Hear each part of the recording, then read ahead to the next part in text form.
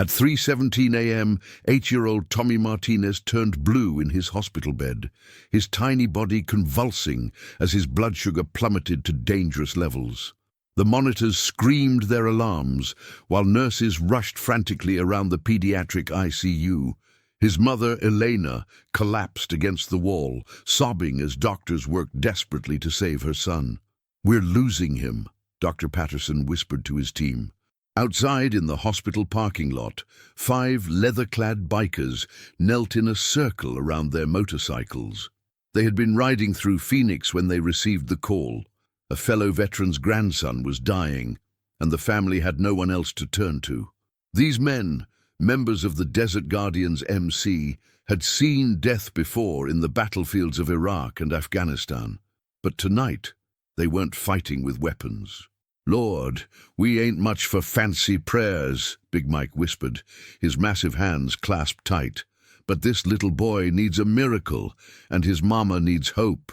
We're asking you to work through these doctors' hands." What happened next defied every medical explanation the hospital had ever witnessed. Would you like to join us for this incredible journey? Subscribe to our channel now so you don't miss what happens next. The phone call that changed everything came at 11:47 p.m. on a Tuesday night. Elena Martinez stood in the sterile hallway of Phoenix Children's Hospital, her hands shaking as she dialed the number her late husband had given her 3 years ago, before the cancer took him, before she became a single mother struggling to manage her son's type 1 diabetes alone. The fluorescent lights above hummed with an electric persistence that seemed to mock the gravity of the moment.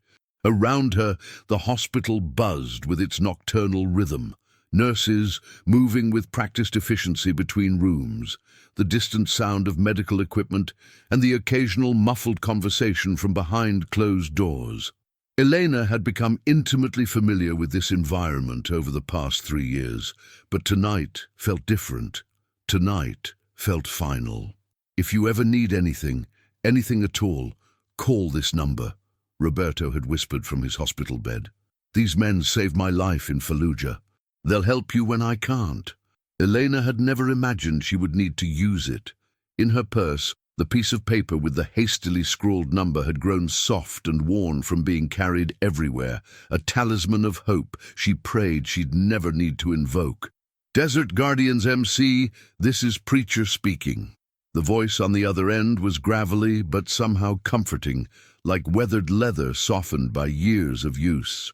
I don't know if you remember me," Elena stammered, her voice barely above a whisper. "My husband was Roberto Martinez. He served with some of your members in Iraq. He passed away 3 years ago." There was a pause on the other end, and Elena could hear the sound of a television being muted, the creak of what sounded like a leather chair. When Preacher spoke again, his voice carried the weight of genuine recognition and concern. "Elena." His voice immediately softened. "Of course I remember Roberto, damn fine soldier. Saved my life twice in Fallujah, once from an IED, once from making a stupid decision about a supply run. What's wrong, sweetheart?" Through her tears, Elena explained everything. The words poured out of her like water from a broken dam. 3 years of struggle, fear, and exhaustion finally finding voice. Tommy had been diagnosed with diabetes at age 5, just 6 months after his father's death. The medical bills had bankrupted her despite Roberto's military life insurance. She worked 3 jobs, cleaning offices at night, serving lunch at a diner during the day, and doing laundry for a local hotel on weekends, but could barely afford Tommy's insulin and monitoring supplies. "The doctors say type 1 diabetes in children can be unpredictable," she explained, her voice breaking. "Some days, his blood sugar is perfect. Other days, it's like his little body is fighting against everything we try to do. Tonight I think I miscalculated his evening dose. I was so tired from working a double shift and Elena's voice dissolved into sobs. On the other end of the line, Preacher could hear the institutional sounds of a hospital in the background, the ping of elevators, the squeak of wheels on linoleum, the distant murmur of medical conversations. He had spent enough time in military hospitals to recognize the particular acoustic signature of a medical crisis. "Elena, where are you right now?" he asked gently. "Phoenix Children's Hospital, pediatric ICU. Tommy's blood sugar crashed around midnight. They've been working on him for almost 4 hours, but they can't get it stable. It drops too low, then spikes too high. The doctors are saying—" She couldn't finish the sentence. Preacher closed his eyes, his mind immediately calculating distances and travel times. It was nearly midnight, and he was at his home in Scottsdale, 23 minutes from the hospital, if he pushed his Harley and traffic cooperated. "Ma'am, you listen to me real careful," Preacher said, and Elena could hear the sound of motorcycle engines starting in the background. "You are not alone.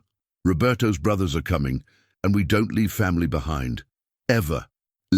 While Preacher was talking to Elena, a complex communication network was already in motion.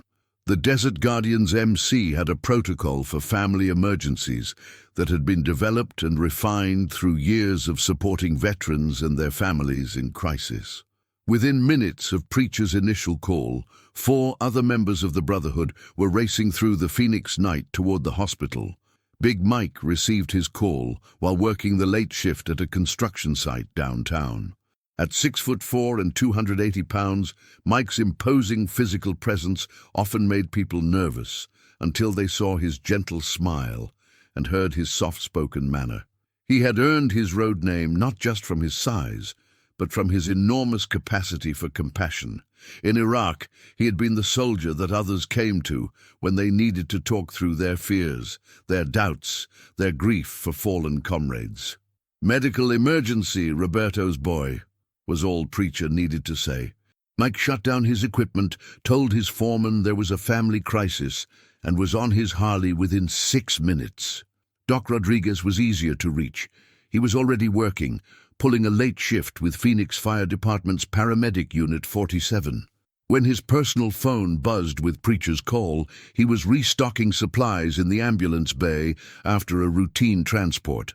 "Rodriguez here. Doc, it's Preacher. Remember Roberto Martinez? His boy is in diabetic crisis at Children's Hospital." Elena called for help. Doc didn't hesitate. "I'm 10 minutes out. I'll meet you there. Can you leave your shift?" "My partner can handle solo calls until replacement arrives. This is family." Wheels received his call at his apartment in Tempe, where he had been working late on his laptop, designing a prosthetic leg mechanism for a veteran who had lost his limb in Afghanistan. His engineering background made him invaluable to the club, not just for motorcycle maintenance, but for solving the practical problems that often arose in veteran support cases. When his phone rang, he immediately saved his work and reached for his motorcycle keys. "What do you need?" he asked without preamble. "Medical emergency, Children's Hospital, Roberto's son." Wheels was out the door before Preacher finished explaining the situation. Guardian was the hardest to reach, and for the most difficult reasons. He had been sitting in the parking lot of a 24-hour diner, staring at his phone and debating whether to call his ex-wife. It was the anniversary of their daughter Sarah's death. 7 years to the day since leukemia had taken their 6-year-old girl, despite every treatment, every prayer, every desperate bargain with God that Guardian had offered. When his phone finally rang, he answered on the first ring, grateful for any distraction from his dark thoughts. "Guardian, brother, I need you at Children's Hospital. Roberto's son is in diabetic crisis. His mama called for help." Guardian closed his eyes, feeling the familiar punch to the gut that came whenever he heard about a sick child. But along with the pain came something else. Purpose. Sarah was gone, and nothing could bring her back. But maybe, just maybe, he could help save someone else's little girl or boy. "I'll be there in 15 minutes. 23 minutes later, 5 Harley-Davidson motorcycles roared into the hospital parking lot. The security guard initially moved to stop them. Hospital policy prohibited motorcycles in the emergency area, but something about these men, the way they moved with military precision and quiet purpose, made him step aside. There was an urgency in their movements that spoke of men who understood the weight of life and death situations. If you're enjoying the story, write from which city you are listening to in the comments. Preacher led his brothers through the hospital corridors with the confidence of men who had navigated far more hostile environments. At 62, he was the oldest of the group, a former army chaplain whose faith had been tested in the crucible of war and emerged stronger. His graying beard was neatly trimmed beneath kind eyes that had seen too much suffering and too many miracles to discount either.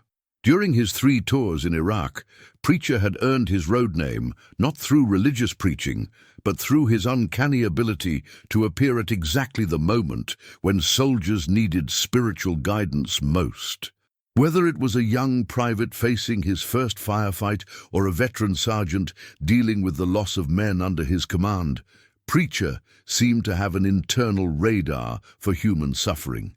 His jacket bore patches from multiple campaigns, but the one he valued most was a simple cross with the words 27th Combat Support underneath, a reminder of the hospital unit where he had served as chaplain during some of the darkest days of the Iraq War. Behind him walked Big Mike, whose gentle heart belied his intimidating appearance. His massive hands, covered in scars from his days as a marine demolitions expert, now spent their time building wheelchair ramps for disabled veterans in his spare time. Mike had joined the Marines at 18, straight out of high school in rural Montana, with romantic notions about military service. 2 tours in Iraq had stripped away the romance, but left behind something more valuable: a deep understanding of what it meant to serve others, especially those who couldn't serve themselves. The scars on his hands weren't just from handling explosives in combat. They were from a roadside bomb that had gone off while he was trying to disarm it outside a school in Fallujah. He had absorbed most of the blast with his body, saving the lives of 12 children and 3 teachers inside the building. The Purple Heart he earned that day sat in a drawer at home, never worn. The real reward, he often said, was the letters he still received from some of those children, now grown up and starting families of their own. Doc Rodriguez carried his leather jacket over his arm to reveal the paramedic uniform underneath. He had been working a late shift when Preacher's call came through, and he'd driven his motorcycle straight from an emergency call to the hospital. At 45, Doc was the medical expert of the group, a former Navy corpsman who had transitioned to civilian emergency medicine after his military service. His road name was simple. He was the man you called when someone needed medical attention that couldn't wait for official channels. During his time with the Marines in Iraq, he had earned a reputation for performing medical miracles under impossible circumstances. The Bronze Star in his dresser drawer at home was for saving the lives of 6 Marines during a firefight in Ramadi, performing surgery in the back of a Humvee while under enemy fire. Now, as a civilian paramedic, he channeled that same intensity into helping families navigate medical crises.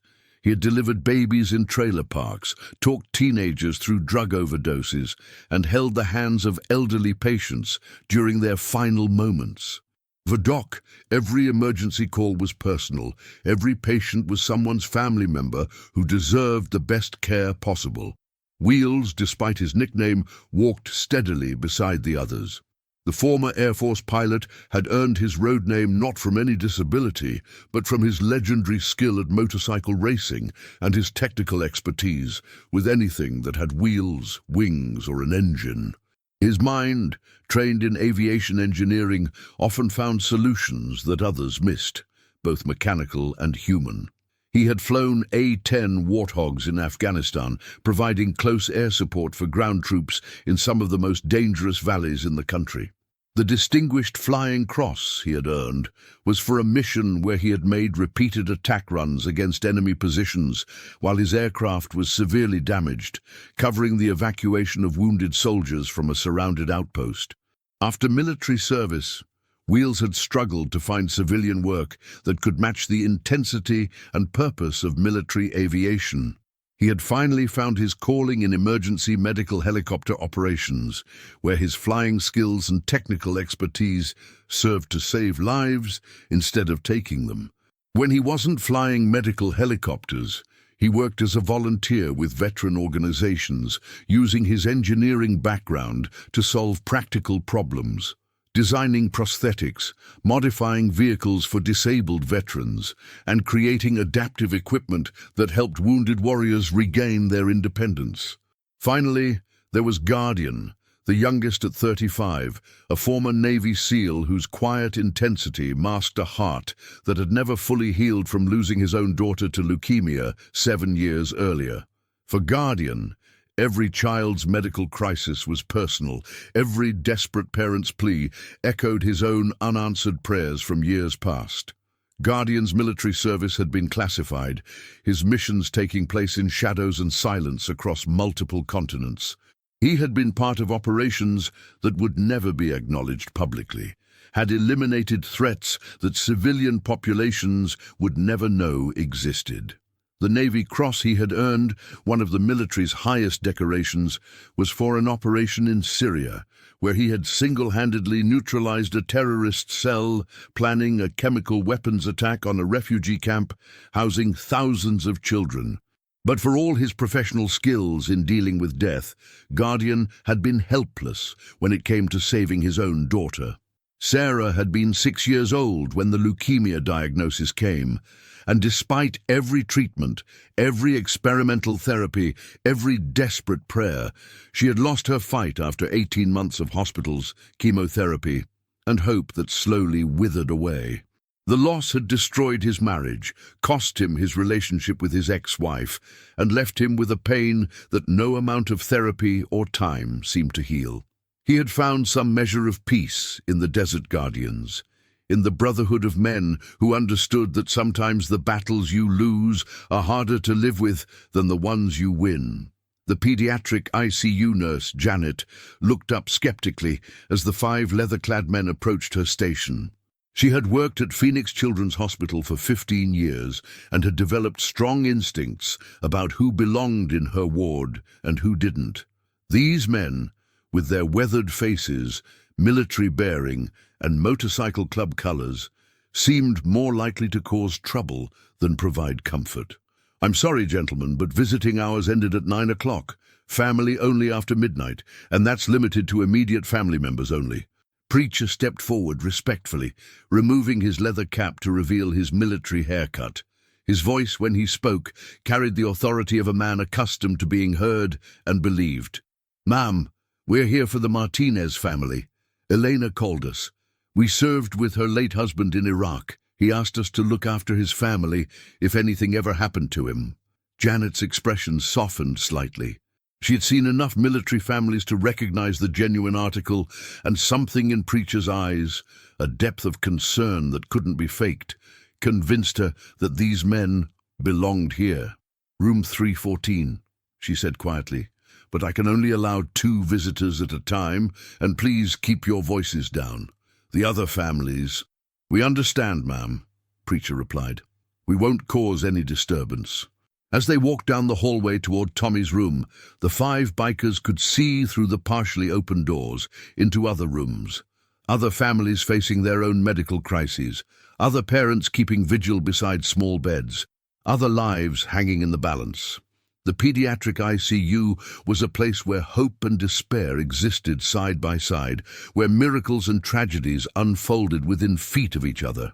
Elena was sitting beside Tommy's bed when Preacher and Doc Rodriguez quietly entered the room.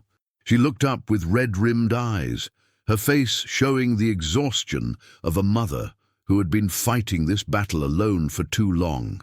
At 28, Elena still carried traces of the beauty that had caught Roberto's eye when they met at a military base dance 7 years earlier. But 3 years of single motherhood, financial stress, and medical crises had aged her beyond her years. "You came," she whispered, disbelief and gratitude warring in her voice. "We gave Roberto our word," Preacher said simply, moving to her side. "How is he?" Elena's voice broke as she gestured toward the small form in the hospital bed. Tommy's face was pale blue, his breathing shallow and labored.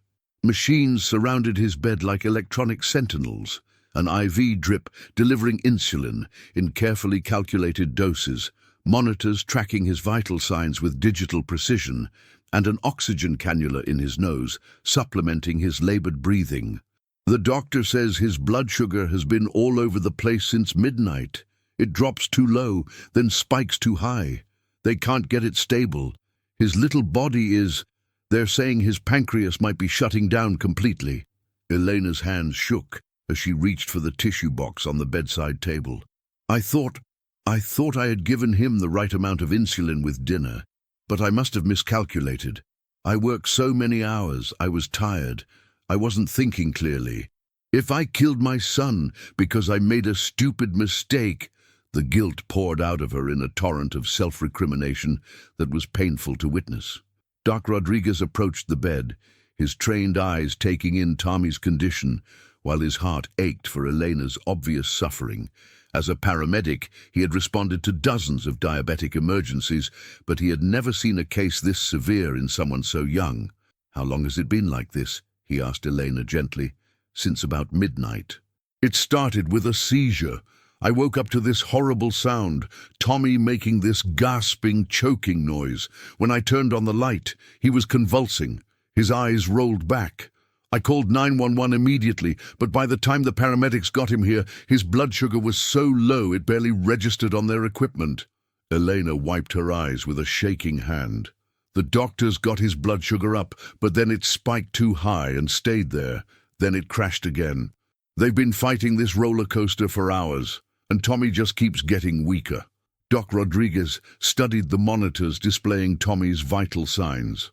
The blood glucose readings over the past few hours showed a pattern that made his heart sink. Dangerous fluctuations that suggested Tommy's body was no longer responding predictably to insulin therapy. Has this happened before? He asked. Not this severe. Tommy's had a few bad episodes since he was diagnosed, but nothing like this. Usually, we can get him stabilized at home or with a quick trip to the emergency room. This time it's different. If you've watched this far, say in the comments, what secret do you keep? Dr. Patterson entered the room at that moment, his face grim. He was a man in his early 50s who had dedicated his career to pediatric endocrinology after his own nephew had been diagnosed with type 1 diabetes. Over the years, he had seen hundreds of cases, had celebrated countless victories, and had endured too many defeats. Tonight felt like it might be one of the defeats. He looked questioningly at the two bikers before addressing Elena. Mrs. Martinez, I need to speak with you about Tommy's condition. These men served with my husband, Elena explained quickly. Their family. Dr. Patterson nodded slowly, his years of experience having taught him that family came in many forms, and that support during medical crises was always welcome, regardless of its source. Tommy's blood sugar levels are critically unstable, he began, his voice carrying the careful neutrality that doctors learn to maintain when delivering difficult news. We've tried every protocol we have, graduated insulin therapy, dextrose supplements, continuous monitoring with real-time adjustments. His body isn't responding normally to any of our interventions. He paused, choosing his words carefully. In some cases of juvenile diabetes, particularly following severe hypoglycemic episodes, the pancreas can become compromised. Tommy's system seems to be overreacting to every adjustment we make. The word compromised hung in the air like a death sentence. Elena's knees buckled, and Preacher steadied her gently with one weathered hand, while Doc Rodriguez stepped closer to examine the medical chart attached to Tommy's bed. Doc Rodriguez said quietly, mind if I ask what specific protocols you've tried? Dr. Patterson studied the leather-clad man with surprise. It wasn't often that he encountered family members who spoke in medical terminology. Are you medical personnel? Phoenix Fire Department, Paramedic Unit 47, Doc replied, showing his badge and credentials. 15 years experience with diabetic emergencies. I've worked pediatric calls before. Dr. Patterson's demeanor shifted slightly, relief evident in his voice. Finally, someone who would understand the medical complexity of what they were facing. We've tried graduated insulin therapy, starting with rapid-acting Lispro, followed by longer-acting Glargine when his glucose spiked above 400. When he crashed again, we administered dextrose 50%, but his body overreacted and we got another dangerous spike. We've been chasing his levels for 4 hours now, and each intervention seems to make the swings more extreme. Doc Rodriguez nodded, his mind processing the information. Any signs of diabetic ketoacidosis? Mild ketones in his blood, but not full DKA yet. That's what worries me. His body seems to be heading toward complete metabolic breakdown. Outside in the hallway, Big Mike, Wheels, and Guardian waited in the uncomfortable plastic chairs that seemed designed to make vigils as miserable as possible. They could hear the quiet conversation through the partially open door, and each man felt the familiar weight of helplessness that came when all their training and experience couldn't directly address the crisis at hand. The pediatric ICU at night had a particular atmosphere that was both peaceful and ominous. The lighting was dimmed to help children sleep, but the constant electronic monitoring created a symphony of beeps, pings, and alarms that reminded everyone that life hung in the balance behind every door. Nurses moved with practiced quiet efficiency, their soft-soled shoes squeaking slightly on the polished linoleum floors. "Remember when Guardian's little girl was this sick?" Big Mike whispered. Guardian's jaw tightened, the muscles in his neck visibly tensing. The memories of Sarah's final weeks came flooding back. The same machines, the same desperate monitoring, the same feeling of watching someone you love slip away despite every effort to save them. "Different disease, same feeling," he replied quietly. "Like watching someone drown and not being able to reach them." Wheels, ever practical, spoke up. "What can we actually do here? We're not doctors. We can't fix his pancreas or stabilize his blood sugar." "We can do what we always do," Guardian replied, his voice carrying the weight of hard-won wisdom. "We stand watch. We make sure Elena knows she's not alone. And we pray." It was then that Big Mike had the idea that would define the next several hours. Throughout their time together in the Desert Guardians, the 5 men had developed traditions and protocols for different types of crises. They had procedures for financial emergencies, for family problems, for legal troubles, and for medical issues. But they also had something else, a shared faith that had been tested in combat and found to be unbreakable. "You know what, brothers?" Big Mike said quietly. "We've faced impossible odds before, in Fallujah, in Kandahar, in places where the enemy had every advantage, and we had nothing but each other and faith. We never gave up then." "This isn't a battlefield, Mike," Wheels pointed out. "Isn't it?" Guardian asked. "That little boy in there is fighting for his life. His mama is fighting to save him. The doctors are fighting to find a solution. Sometimes the battle isn't against enemy soldiers. Sometimes it's against disease, against despair, against the feeling that you're completely alone." Wheels considered this. As an engineer, he was naturally analytical, but his time in the military had taught him that there were some problems that couldn't be solved with logic and technology alone. Sometimes, in the most desperate moments, faith became the only tool left in the toolkit. "What are you thinking?" he asked. Guardian looked toward Tommy's room, where they could see Eleanor's silhouette through the partially open door. "I'm thinking about something Preacher told me after Sarah died. He said that sometimes God uses ordinary people to perform extraordinary acts of love.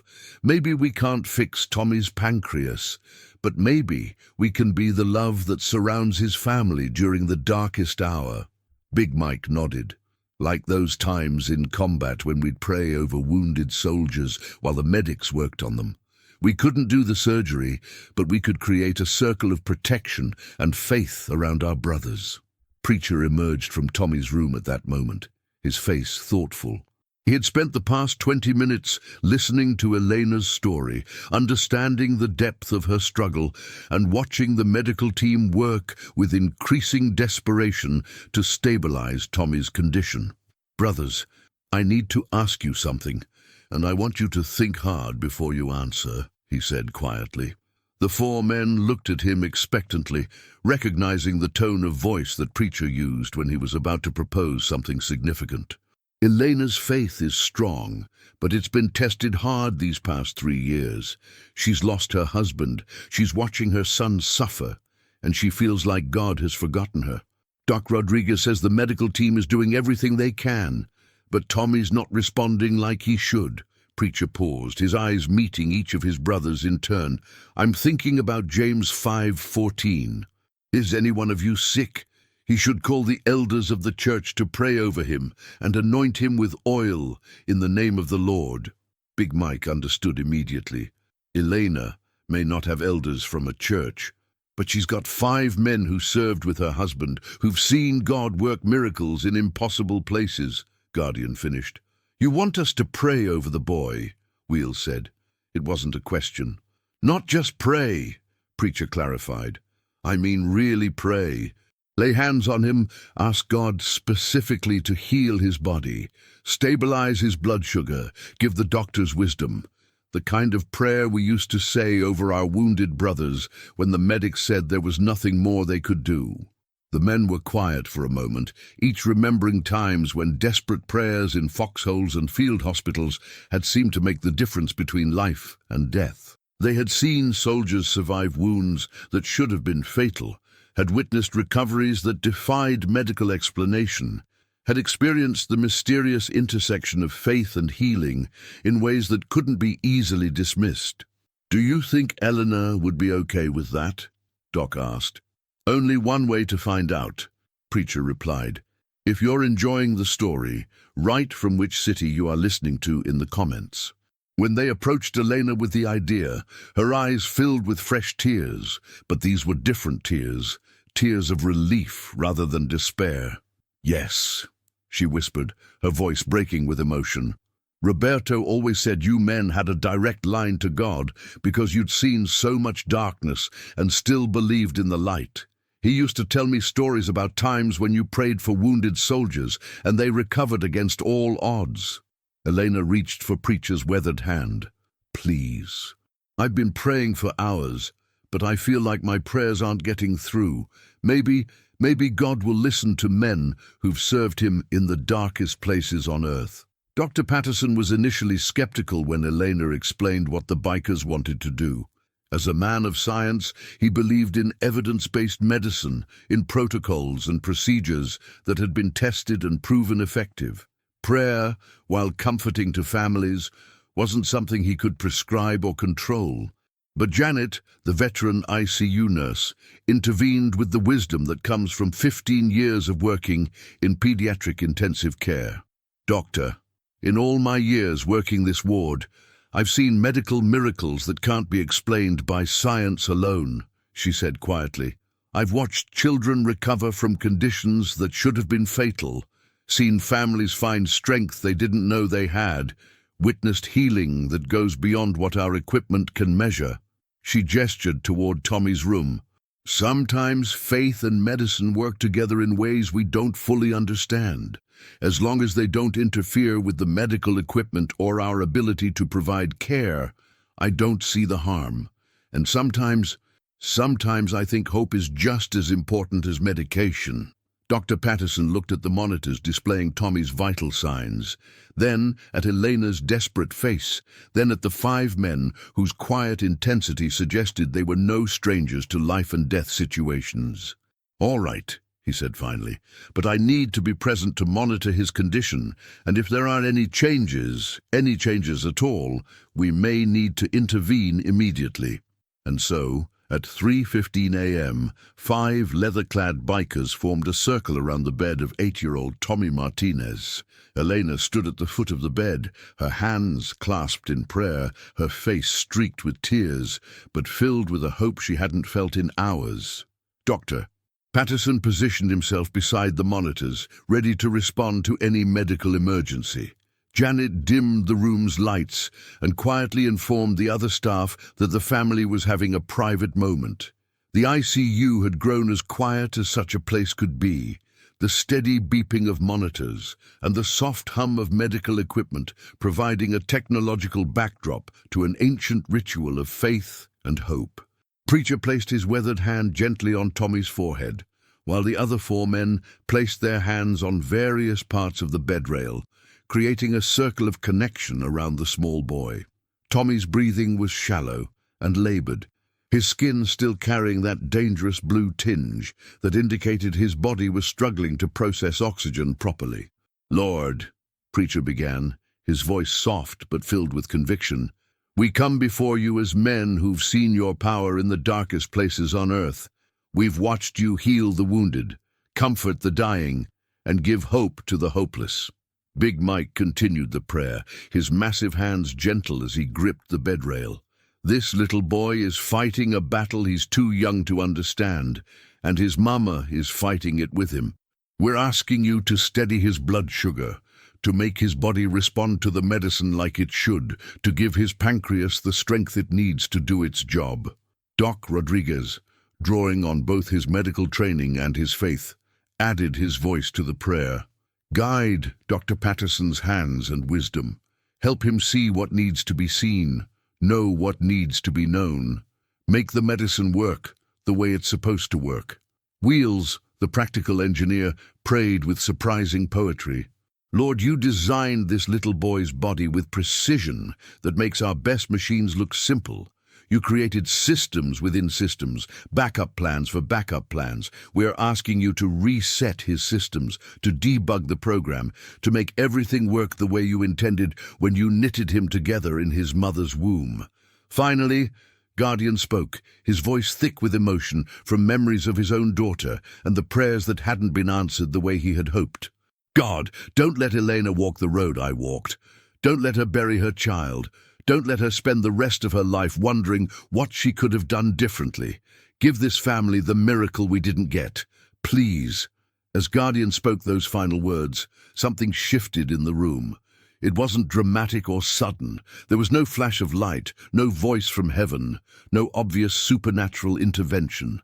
But there was a subtle change in the atmosphere, a sense that something fundamental had shifted in the spiritual realm surrounding Tommy's small bed. At exactly 3:17 a.m., as Guardian's prayer ended, Tommy Martinez opened his eyes for the first time in 4 hours. His color was still pale, but the dangerous blue tinge that had terrified his mother was beginning to fade.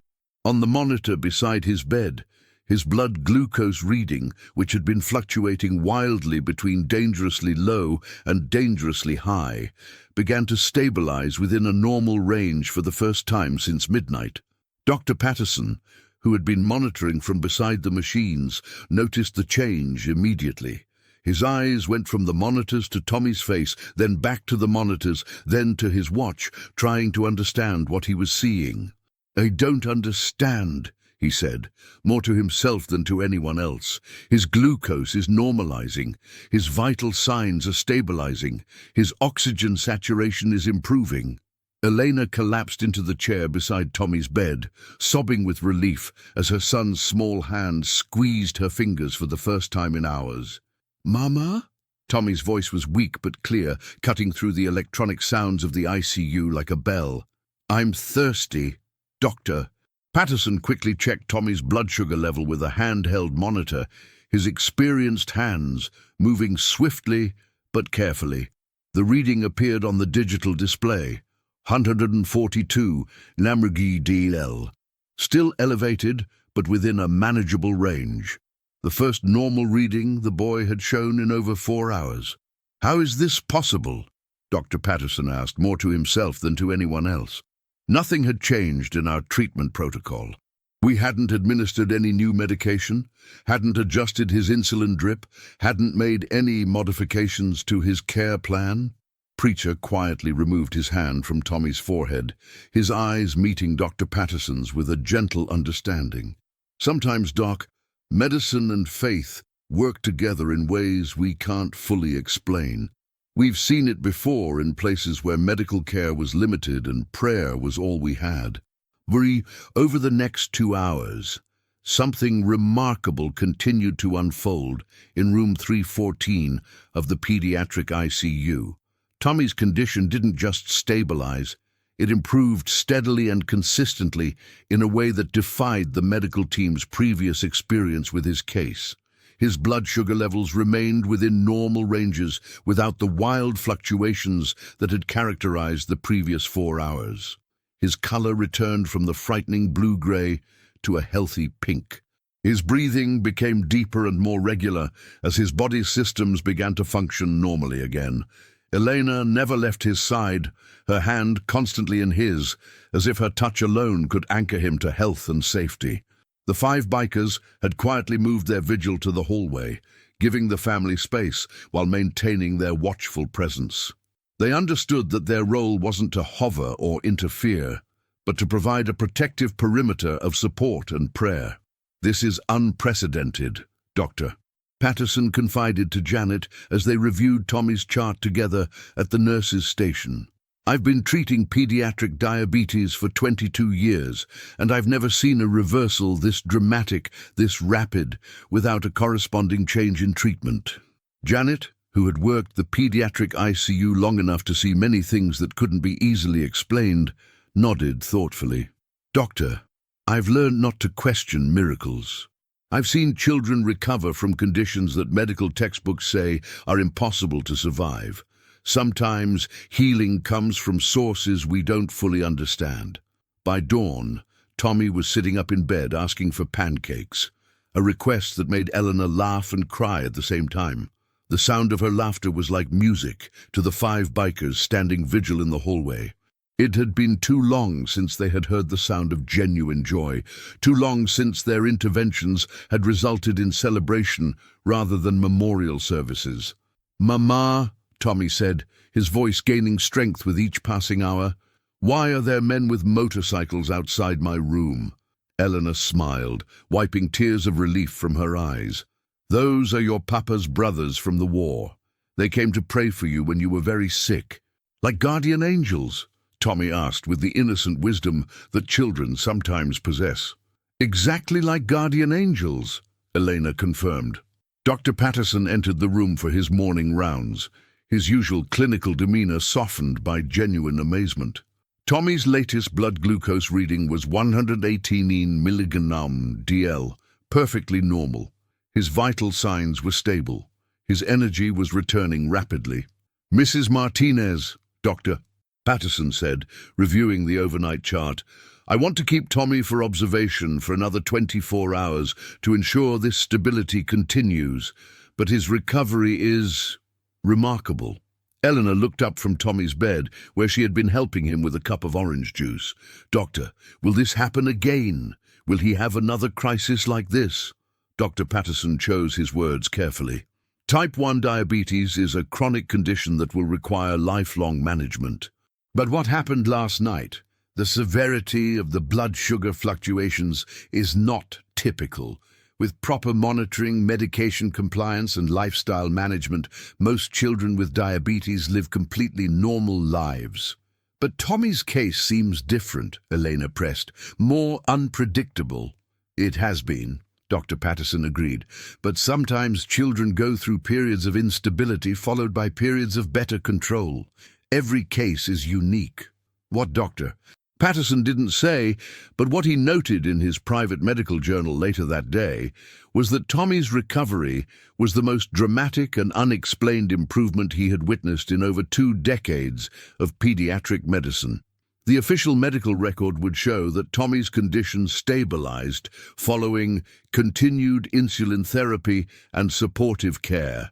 No mention would be made of 5 bikers who had spent the darkest hours of the night in prayer, but Elena would never forget. And neither would the Desert Guardian's MC. If you're enjoying the story, write from which city you are listening to in the comments.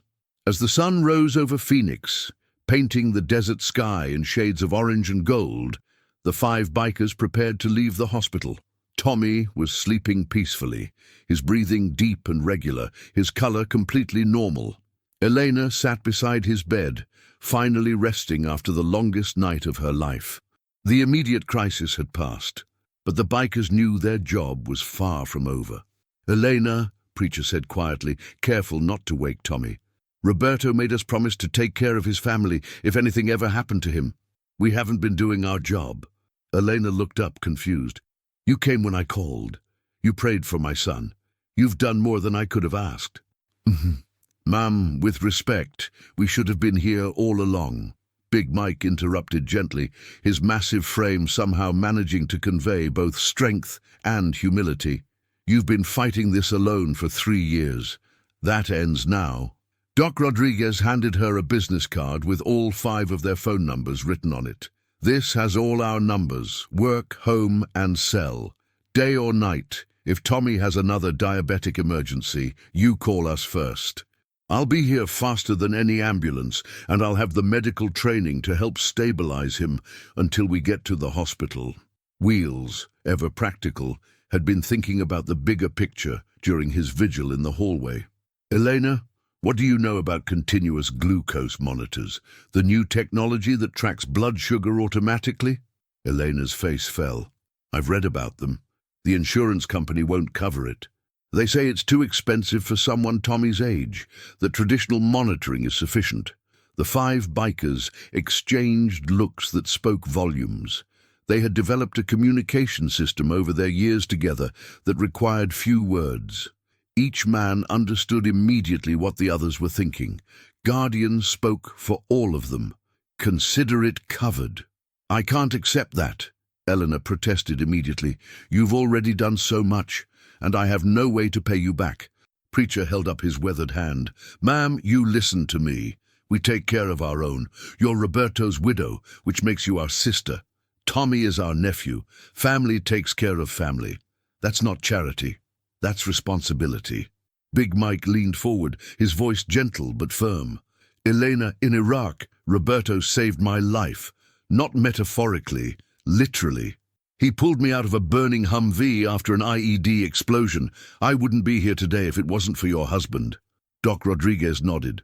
Roberto carried me to safety when I was wounded in Fallujah. Carried me on his back for 2 miles through enemy territory to reach the medic station. He took a bullet meant for me in Ramadi, Wheels added quietly. Pushed me out of the way of a sniper. Guardian's voice was thick with emotion. Roberto held my hand when I got the call that my daughter was dying. He stayed with me for 3 days at the children's hospital, never left my side. Preacher's eyes were bright with unshed tears. Your husband was the best of us. He had a heart bigger than anyone I've ever known, and he loved you and Tommy more than life itself. Taking care of you isn't burden, it's honor. Eleanor was crying openly now, overwhelmed by the depth of loyalty and love these men felt for her late husband. I had no idea. Roberto never told me about any of those things. That's because Roberto was humble, Big Mike said. He never talked about the men he saved, only about the men he served with. But we remember, and we remember our promise to him.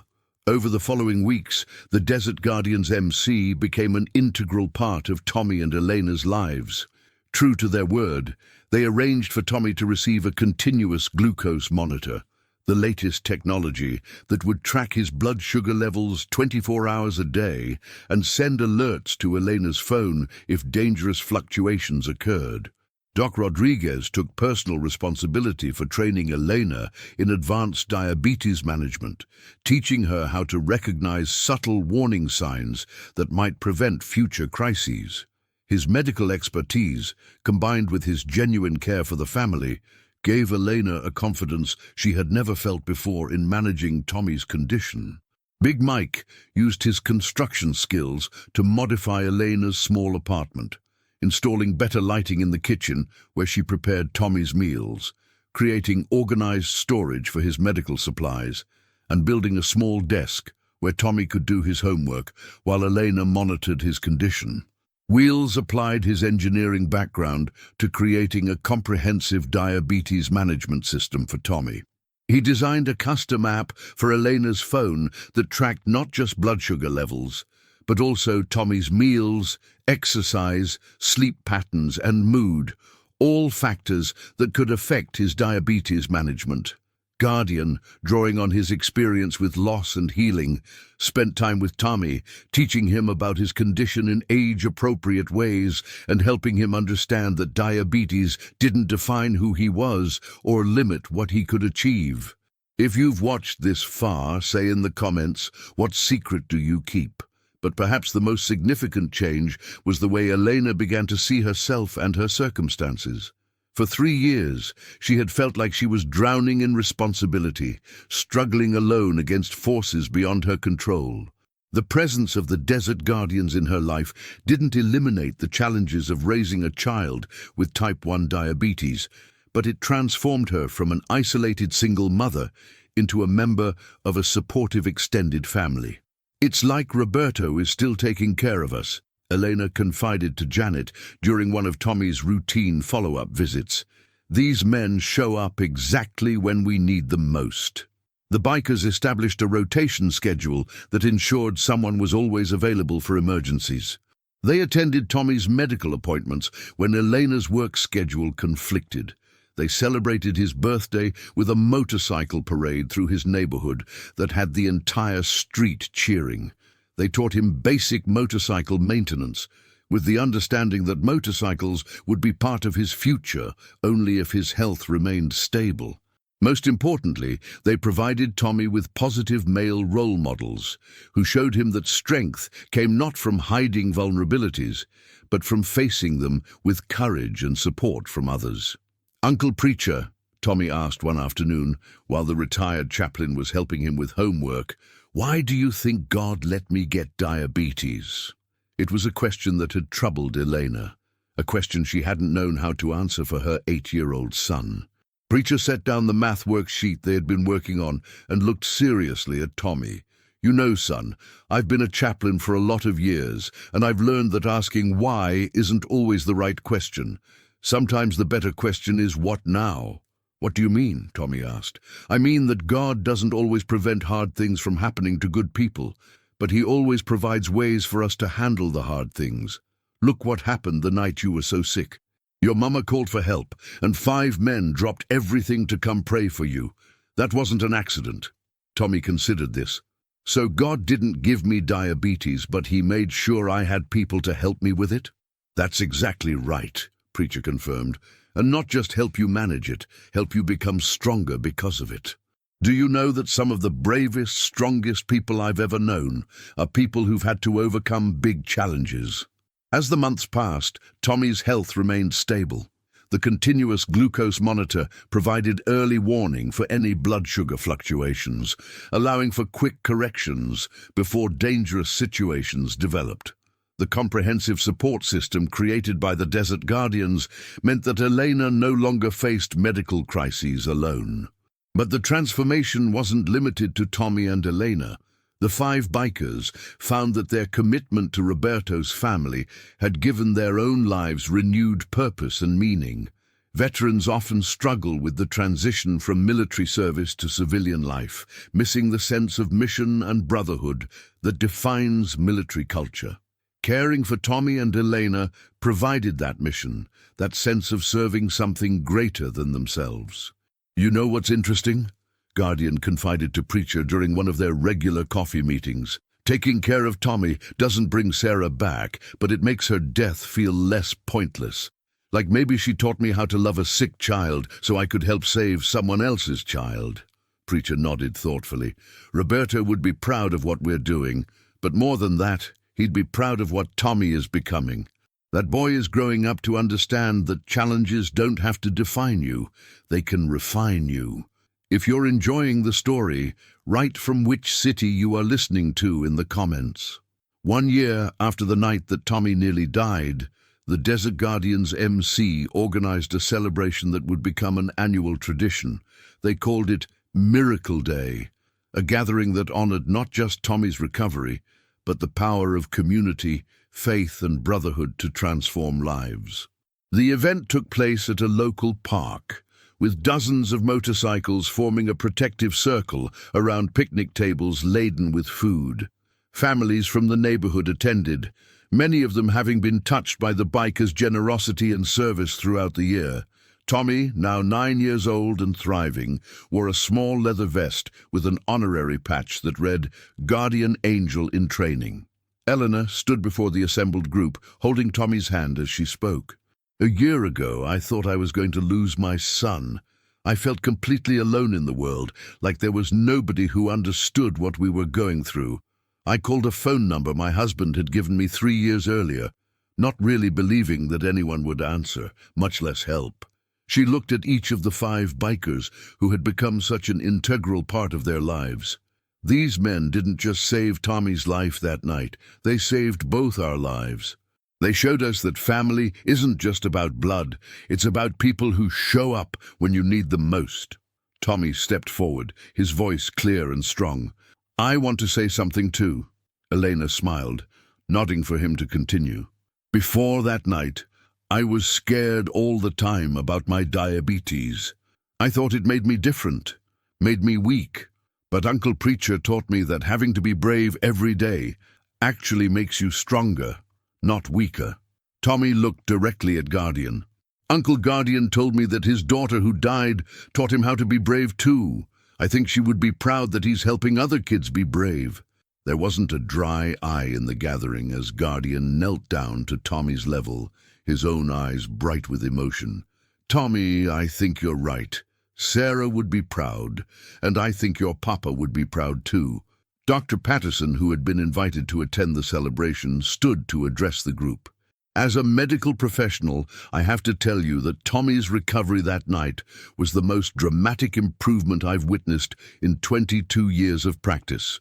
The medical records show a sudden stabilization of blood glucose levels that coincided with whatever happened in that hospital room at 3:17 a.m.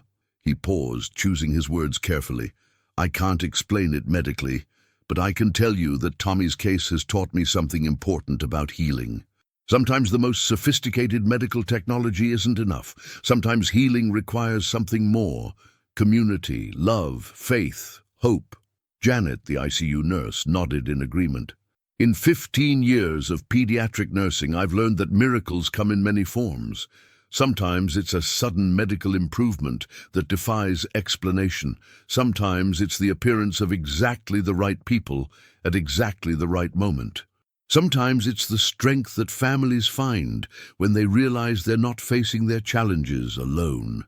As the celebration continued into the evening, with children playing on the playground equipment and adults sharing stories around picnic tables, Tommy approached each of the 5 bikers with a handmade card. I wrote something for each of you, he announced proudly. Preacher opened his card to find Tommy's careful handwriting. Thank you for teaching me that prayers work better when lots of people pray together. Big Mike's card read, Thank you for showing me that strong men can be gentle too. Doc's card said, Thank you for teaching Mama not to be scared about my diabetes. Wheel's card contained, Thank you for making all my medical stuff work better. Guardian's card was the longest. Thank you for missing your daughter so much that you learned how to take care of other people's kids. I think she's watching you and smiling. As the sun set over Phoenix and the last of the motorcycles prepared to leave the park, Elena pulled Preacher aside for a private conversation. I need to tell you something, she said quietly. That night in the hospital, when Tommy was so sick, I had lost all hope. I was preparing myself to say goodbye to my son. When I called that phone number Roberto gave me, it was my last desperate attempt to find help. She paused, looking across the park at Tommy, who was showing some of the other children how his glucose monitor worked. But you didn't just answer the phone. You came, all 5 of you, and you didn't just pray. You stayed. You made us family. You turned the worst night of my life into the beginning of the best year of my life. Preacher's weathered face creased into a gentle smile. Elena, that's what brothers do. That's what family does. Roberto knew that when he gave you our number. He knew that if anything ever happened to him, we'd step in and love you and Tommy the way he would have. Elena nodded, tears streaming down her face. I used to wonder why God took Roberto away from us. I thought it was punishment for something, or just random cruelty. But now I understand something I never saw before. What's that? Preacher asked gently. God didn't take Roberto away from us. Roberto went home, but he left us with 5 brothers who love us just as much as he did. Tommy will grow up knowing what it means to be part of a brotherhood, knowing that there are men in this world who will always have his back. She looked directly at Preacher. Roberto didn't just give me a phone number that night 3 years ago. He gave me a promise. He promised that his love for us wouldn't end when his life ended. You 5 men are the living proof of that promise. If you've watched this far, say in the comments, what secret do you keep? As the years passed, Tommy grew into a confident teenager who managed his diabetes with skill and maturity far beyond his years. He became an advocate for other children with chronic illnesses, speaking at hospital support groups and participating in diabetes awareness events. The continuous glucose monitor that the Desert Guardians had provided when he was 8 had been upgraded several times, each advancement paid for by the Brotherhood without question or hesitation. Eleanor completed her nursing degree, a goal that had seemed impossible when she was working 3 jobs just to survive. The Desert Guardians had provided childcare during her classes, tutoring during her studies, and encouragement during the moments when she wanted to quit. She specialized in pediatric endocrinology, driven by her own experience and her desire to help other families navigate the challenges of childhood diabetes. Guardian found healing for his own grief through his relationship with Tommy. Watching the boy grow up healthy and strong helped fill some of the emptiness that Sarah's death had created. He established a foundation in his daughter's memory that provided medical equipment and support for families dealing with childhood illnesses. Big Mike's construction company began specializing in making homes and public buildings more accessible for people with medical conditions and disabilities. The modifications he had made to Elena's apartment had sparked a passion for using his skills to improve the lives of people facing health challenges. Doc Rodriguez became Tommy's unofficial medical mentor, encouraging the boy's interest in science and medicine. Tommy often spoke about wanting to become a doctor someday, inspired by the men who had saved his life and the medical professionals who had cared for him. Wheel's engineering background led him to develop several patents for diabetes management devices, innovations that came directly from his experience helping Tommy and Elena. The royalties from these patents funded a scholarship program for children with chronic illnesses who wanted to pursue careers in science and medicine. Preacher continued his role as the spiritual heart of the group, but his ministry expanded to include hospital chaplaincy at Phoenix Children's Hospital. His experience with Tommy's miracle had convinced the hospital administration that he understood the intersection of faith and medicine in unique ways. On Tommy's 16th birthday, the Desert Guardians presented him with a special gift, a leather vest with patches commemorating his journey from a dying 8-year-old to a thriving teenager. The center patch read, Honorary Desert Guardian, while smaller patches celebrated milestones in his health, his academic achievements, and his advocacy work. This represents something important, Preacher explained as Tommy examined the vest. It represents the truth that you are not defined by your diagnosis. You are defined by your courage, your kindness, and your determination to help others. Elena watched the ceremony with tears of pride and gratitude. The scared, exhausted single mother, who had made a desperate phone call 8 years earlier, had been transformed into a confident nurse, a diabetes advocate, and a valued member of an extended family that had grown to include dozens of people whose lives had been touched by the Desert Guardians ministry. But perhaps the most significant transformation was in Tommy himself. The boy, who had almost died from diabetes at age 8, had become a young man who used his experience with chronic illness as a platform for helping others. He volunteered at the hospital where he had once been a patient, serving as a peer counselor for newly diagnosed children and their families. The night I almost died, Tommy told a group of parents during one of his talks, 5 men came to the hospital and prayed for me. But they didn't just pray and leave, they stayed. They became family. They showed my mom and me that having diabetes doesn't mean you're alone. He gestured toward the Desert Guardians, who attended every one of his speaking engagements. These men taught me that miracles aren't always about being healed from your condition. Sometimes miracles are about finding the people who will help you live well with your condition.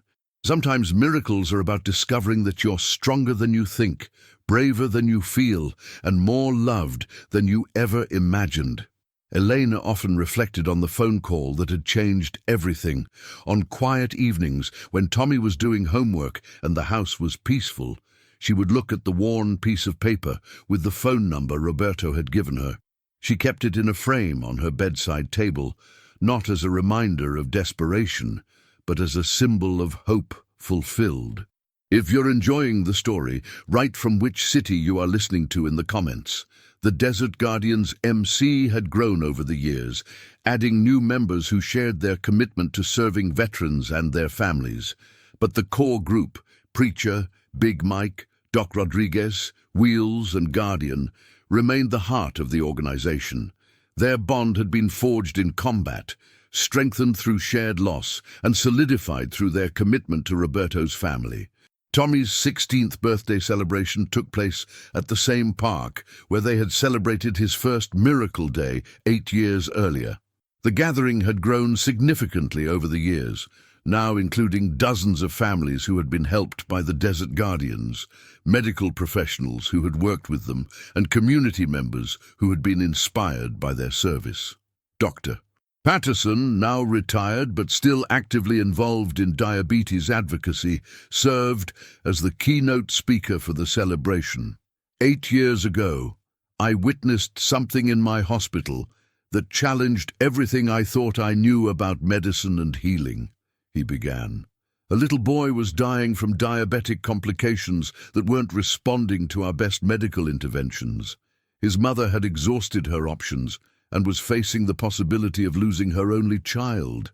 Then 5 men arrived, 5 motorcyclists who looked like the last people you'd expect to find in a pediatric ICU.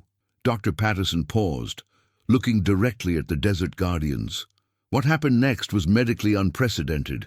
The boy's condition stabilized in ways that our medical team couldn't explain.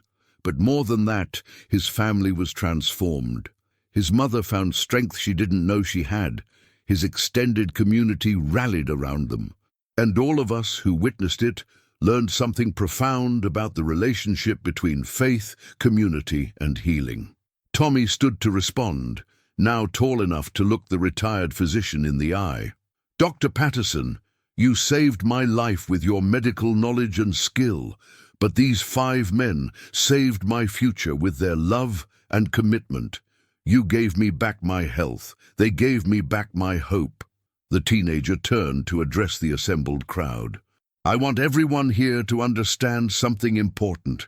The miracle that happened in the hospital that night wasn't just about my blood sugar stabilizing. The real miracle was about 5 men who kept a promise to a dead soldier to take care of his family. Tommy's voice grew stronger as he continued. The real miracle was about a community that formed around a crisis and stayed together through the healing. The real miracle was about discovering that family isn't just about who you're related to. It's about who shows up when you need them most. Eleanor stepped forward to join her son, her nurse's uniform exchanged for a simple dress, her face radiant with pride and contentment. 16 years ago, I married a soldier who promised to love and protect me and our family. 8 years ago, I thought that protection died with him. I was wrong. She looked at each of the Desert Guardians in turn. Roberto's protection didn't end when his life ended. It multiplied. It became 5 men instead of 1. It became a brotherhood instead of a marriage. It became a legacy instead of a memory. Guardian stepped forward, his own emotional journey evident in his weathered features. Elena, Tommy, I need to say something too. 8 years ago, I was a broken man who had lost his daughter and couldn't see any purpose in continuing to live. Helping raise Tommy gave me a reason to get up every morning, a reason to believe that love could triumph over loss. His voice was thick with emotion as he continued. Sarah died when she was 6 years old. Tommy is now 16. In some ways, taking care of him has let me experience the 10 years with a child that I never got to have with my daughter. That's not replacement. That's redemption. Big Mike, Wheels, and Doc Rodriguez joined Guardian, forming the familiar circle that had become their signature formation around people they loved. Preacher, as always, spoke for the group. Roberto Martinez was our brother in arms, but more than that, he was our teacher. He taught us that courage isn't the absence of fear. It's doing what needs to be done despite the fear. He taught us that strength isn't about what you can carry alone. It's about what you can carry together. He taught us that love doesn't end when life ends. It transforms into legacy. Preacher's eyes found Elena and Tommy in the crowd. Roberto's legacy is standing right here in front of us. A son who's grown into a young man of character and purpose. A mother who's become a healer and advocate. A family that's become a community. A crisis that became a catalyst for miracles. As the celebration continued into the evening, Tommy found himself standing with the 5 men who had shaped his life in ways that went far beyond saving him from a diabetic crisis. They had taught him about integrity, about service, about the kind of man he wanted to become. "Uncle Preacher," Tommy said quietly, "I've been thinking about something." "What's that, son?" "I want to join the military after high school. Not because I want to fight wars, but because I want to serve something bigger than myself, the way you all served, the way my father served." Preacher smiled, recognizing in Tommy the same spirit that had driven Roberto to excellence in military service. "What does your mother think about that?" "She says she's proud of me for wanting to serve, but she wants me to finish college first, get my medical degree, then serve as a military doctor." "That sounds like a wise plan," Doc Rodriguez interjected. "The military needs doctors who understand both medicine and mission." "And," Big Mike added with a grin, "it gives you time to learn how to ride a motorcycle properly before you join up." Tommy laughed, the sound carrying across the park like a bell of pure joy. It was a sound that represented everything the Desert Guardians had fought to preserve. The laughter of a child who had almost been lost, the hope of a family that had almost been broken, the triumph of love over loss. As the last motorcycles prepared to leave the park and families gathered their belongings, Elena took one final moment to stand quietly with the 5 men who had transformed her life. "I have something to tell you," she said softly. "Something I've never told anyone before." The 5 bikers waited patiently, recognizing the tone of voice that indicated something significant was about to be shared. "That night in the hospital, when Tommy was dying and you came to pray for him, I felt Roberto's presence in that room. Not like a ghost or a vision, but like a presence, a peace, a certainty that everything was going to be okay." Elena's voice was steady, confident. "I think Roberto somehow arranged for you to be there that night. I think he's been guiding your actions all these years, making sure his promises to protect and provide for his family were kept." Preacher nodded slowly. "I've felt that too, Elena. Many times over these past 8 years, I've felt like we were being guided to do exactly what needed to be done at exactly the right moment." Guardian added his own observation. "I used to think that losing my daughter had broken my ability to love deeply. But helping raise Tommy taught me that love doesn't diminish when it's shared, it multiplies." As the last of the sunset faded from the Phoenix sky and the first stars appeared overhead, the Martinez family and their extended brotherhood of Desert Guardians stood together in the circle that had become their trademark formation. They had started as strangers, connected only by a dead soldier's promise. They had become a family connected by love, loss, healing, and hope.